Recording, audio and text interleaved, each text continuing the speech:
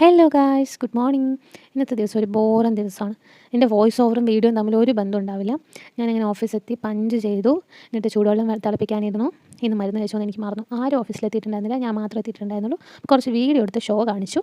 ഇന്നലെ ഞാൻ ഫെസ്റ്റിവലിൽ വാങ്ങിയ ഒരു പുതിയ ടീഷർട്ടാണ്, അതുകൊണ്ട് ഞാൻ വീഡിയോ എടുത്ത് കുറച്ച് ഷോ കാണിച്ചു. പിന്നെ ഒരു വർഷേച്ചി വന്നു, വർഷേച്ചിയായി സംസാരിച്ചിരുന്നു. പിന്നെ കുറേ വർക്ക് ഉണ്ടായിരുന്നു. ഒന്ന് കുറേ വർക്കുകളൊക്കെ വർക്ക് ചെയ്ത് ബോറടിച്ചു.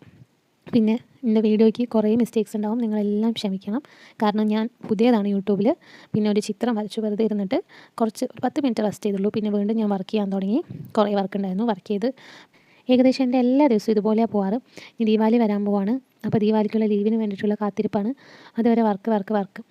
ഇനിയിപ്പം ഇതിനൊരു ഡിഫറൻസ് വരാൻ 2 മാസത്തിൻ്റെ ഉള്ളിൽ ഞാൻ പഠിക്കാൻ വേണ്ടി ഇറങ്ങാൻ പോവാണ്. എനിക്ക് എക്സാമാണ്, ഞാൻ CA ഫൈനലിസ്റ്റാണ്. അപ്പം എനിക്ക് ഫൈനൽ പഠിക്കണം. ഇനി കുറച്ച് ഞാൻ അടുത്തിരിക്കണം, അവന് കുറച്ച് പഠിപ്പിച്ചു കൊടുത്തു, വർക്കെല്ലാം പഠിപ്പിച്ചു കൊടുത്തു. എന്തായാലും 2 മാസം കഴിഞ്ഞാൽ ഞാൻ പോവുകയാണ് പഠിക്കാനായിട്ട്.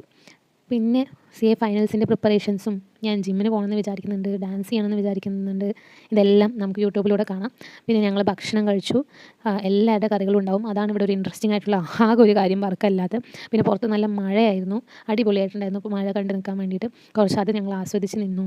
പിന്നെ കുറച്ച് നേരം കഴിഞ്ഞപ്പോൾ വീണ്ടും ഷോ കാണിച്ച് അങ്ങനെ ആദ്യം 3rd ഫ്ലോറിൽ ഒരു ഓപ്പൺ സ്പേസാണ്. നമുക്ക് ബോറടിക്കുമ്പോൾ നമ്മളവിടെ പോയിരുന്നിട്ടാണ് കത്തി അടിക്കാറ്. ആദ്യം വീഡിയോ കോളൊക്കെ ചെയ്യുന്നുണ്ടായിരുന്നു. പിന്നെ ഞാനങ്ങനെ ഓഫീസിൽ നിന്ന് ഇറങ്ങി. ഇതായിരുന്നു ഇന്നത്തെ എൻ്റെ ഒരു ദിവസം.